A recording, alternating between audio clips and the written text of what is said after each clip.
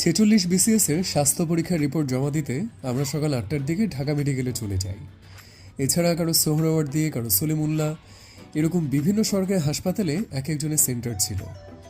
সকাল 10:30টার মধ্যে সুন্দর মতো সব কাজ ছেড়ে ফেলি আমরা।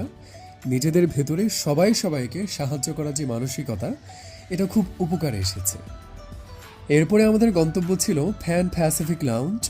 46 বিসিএসে অ্যাডমিনের রেকমেন্ডেড প্রায় 150 জন ভবিষ্যতের ম্যাজিস্ট্রেট এই প্রথমবারের মতো একসাথে হওয়া।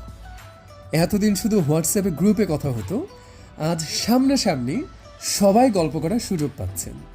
আয়োজনে চমৎকার একটা আইডিয়া ছিল, একটা কার্ড।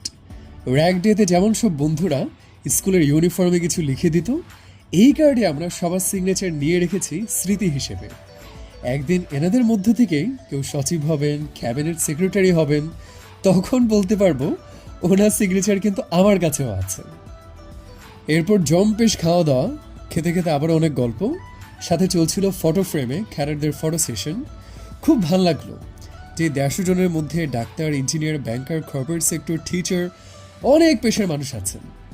এত মেধাবী একঝাঁক মানুষের সাথে পরিচিত হতে পারাটাও এক সৌভাগ্যের ব্যাপার।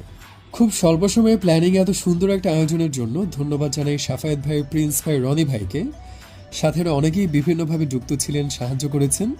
সব মিলিয়ে সেরা একটা স্মৃতি তৈরি হয়ে থাকলো 46 অ্যাডমিন পরিবারের। ভবিষ্যতে আরও বড় পরিসরে আয়োজনের অপেক্ষায় আমরা সবাই।